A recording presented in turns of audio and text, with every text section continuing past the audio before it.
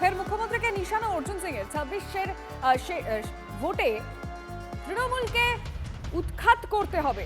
স্বামী বিবেকানন্দের জন্মদিনে শ্যামনগরে ম্যারাথন থেকে হুঙ্কার প্রাক্তন সাংসদ অর্জুন সিং এর।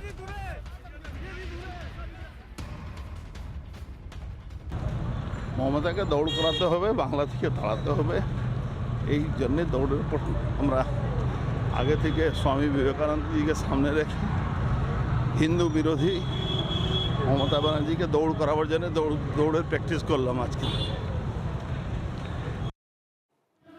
আপনারা শুনলেন অর্জুন সিং এর বক্তব্য। আবারও মুখ্যমন্ত্রীকে নিশানা করেছেন অর্জুন সিং। 26-এর ভোটে তৃণমূলকে উৎখাত করতে হবে।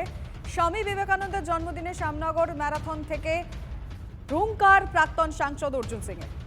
তৃণমূলের রাজ্য সহ সভাপতি জয়প্রকাশ মজুমদার রয়েছেন টেলিফোন লাইনে। জয়প্রকাশ বাবু, অর্জুন সিং বলছেন 26-এর ভোটে উৎখাত করতে হবে তৃণমূলকে, কি বলবেন? না, অর্জুন সিং যদি দৌড়তে শুরু করেন চিন্তার বিষয়। দৌড়তে আবার অভিষেক বন্দ্যোপাধ্যায়ের অফিসে না ঢুকে পড়েন, কারণ ওনার সেই অভ্যেস আছে যে আশ্রয় দাও বলে অভিষেক বন্দ্যোপাধ্যায়ের অফিসে ঢুকে পড়তে পারেন অর্জুন সিং। কি করবেন ওরা ঠিক করুন। মমতা বন্দ্যোপাধ্যায় ছিলেন, আছেন এবং থাকবেন।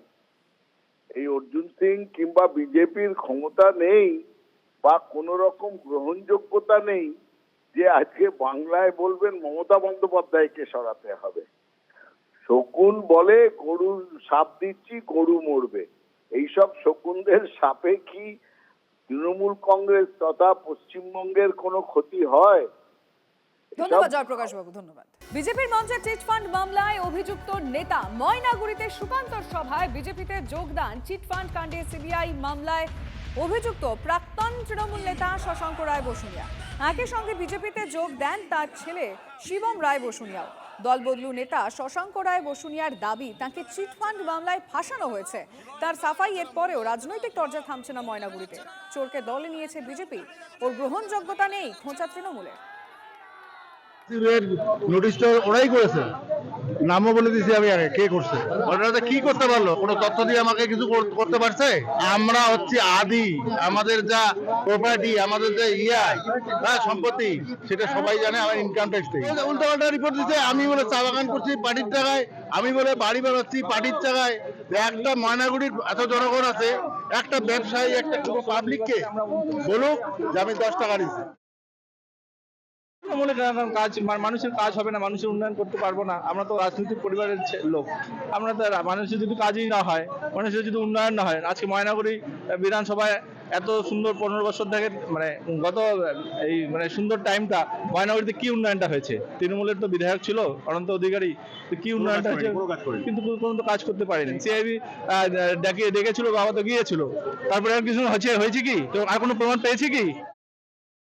যাকে উনি ময়নাগুড়িতে জয়েন করালেন, তো এ তো একদম চিটফান্ডের রাজা ছিল ময়নাগুড়ির। প্রচুর দরিদ্র মানুষের টাকা উনি লুট করছে এবং ওনার এগেনস্টে সিবিআই তদন্ত চিঠিও চলে এসেছিল।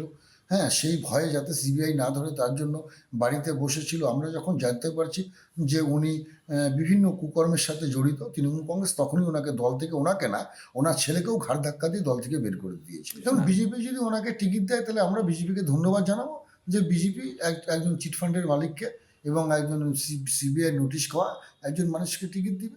সোনারপুরে পিকনিকে এসে রহস্য মৃত্যু, রাস্তায় দেহ ফেলে পালানোর অভিযোগ সঙ্গীদের বিরুদ্ধে। 4 জনকে পাকড়াও পুলিশের। দক্ষিণ 24 পরগনার সোনারপুরের ঘাসিয়ারার ঘটনা।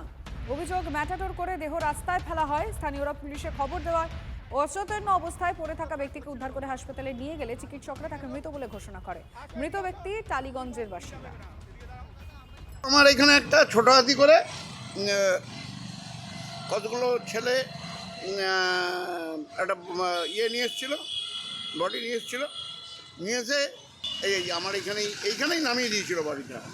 তারপরে আমি থানায় ফোন করলে সঙ্গে সঙ্গে পুলিশ আসে, গাড়ি নিয়ে এসে ওদের তুলে নিয়ে চলে যায়। এবং বডিটা আমরা দেখে মনে হলো যেন মরে গেছে, কিন্তু পরে জানতে পারছি বডিটা মরেনি। ইসরোর মিশনে যান্ত্রিক ত্রুটি, সফল উৎক্ষেপণের পরও পিএসএলভি C-62 তে যান্ত্রিক ত্রুটি। আকাশপথে যাত্রার কিছু পরে অন্বেষা রকেটের সমস্যা, নির্ধারিত রুট থেকে আচমকা দিক বদল অন্বেষা রকেটের। তৃতীয় পর্যায়ে রকেটের যান্ত্রিক ত্রুটি ধরা পড়ে। আপাতত গোটা বিষয়টি খতিয়ে দেখছে ইসরো। মহাকাশ থেকে শত্রুর উপরে নজরদারির জন্য নজরদারি স্যাটেলাইট পাঠায় ইসরো। শ্রীহরিকোটা থেকে যাত্রা শুরু করে রকেট।